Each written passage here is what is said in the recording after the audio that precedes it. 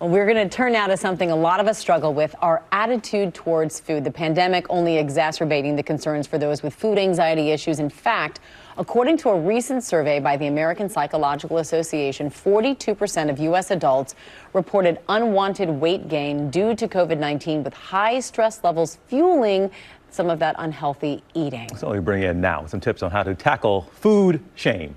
Jamie Hess, wellness mentor and creator of the Big Ask Method. It is good to have you here with us. But explain to us what we're talking about, first of all, when we talk about food anxiety. Some people might be experiencing that and don't even realize it. So what are we talking about? Absolutely. You know, so many people right now during this time are struggling with unwanted weight gain.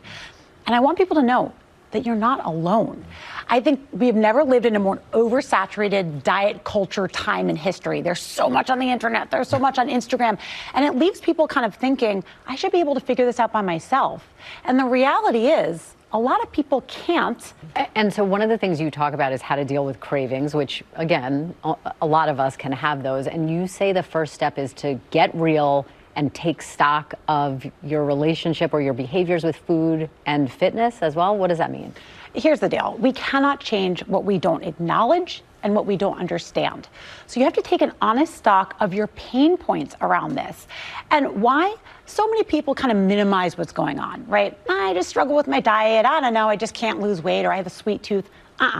What's really going on, right? Is it 3 o'clock you're wandering into the pantry every day? And is that because of procrastination or anxiety? Are you having cycles with binging? When does that happen? Is it late at night? You know, is it around an emotion? Or is it something simple like you can't keep your hands out of your kids' food? You have your own nutritional goals, but those chicken nuggets and French fries are just too tempting, and you fail time and time again. We can't change what we don't know. And you say perhaps the most important step is to share your stories. Tell us why that's important. Well, Amy, are you ready for my mic drop moment? And how I came to devise the Big Ask Method, which is my coaching program. So I have a history with addiction to everything, food included.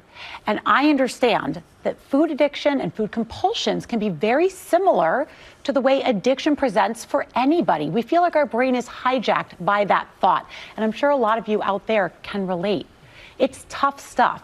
So until you go to somebody that you love, I chose my husband as my accountability partner, and I teach women how to choose somebody in their life. And I said, I didn't just say, can you help me with my diet? Because that's a vague request nobody understands.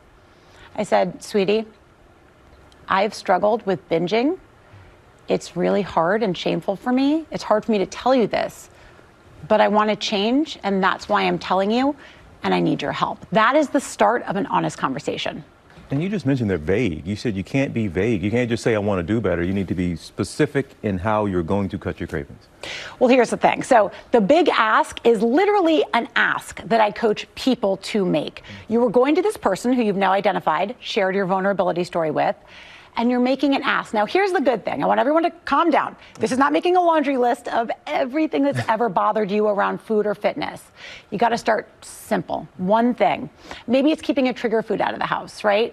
Maybe it's saying, honey, you know, when you bring those donuts home, it's really troubling for me. And notice I didn't say, you have to stop eating the donuts. That's their journey to take.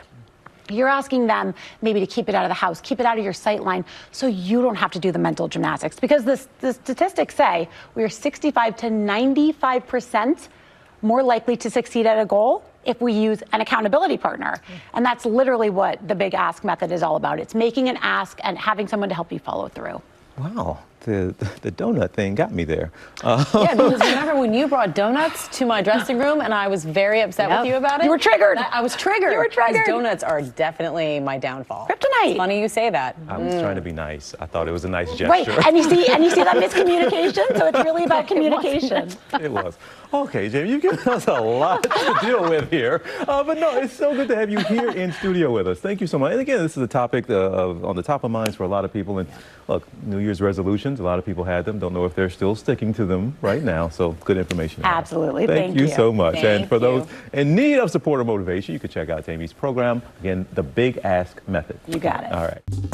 Well, hey there, GMA fans. Robin Roberts here. Thanks for checking out our YouTube channel. Lots of great stuff here. So go on, click the subscribe button right over here to get more of awesome videos and content from GMA every day, anytime. We thank you for watching, and we'll see you in the morning on GMA.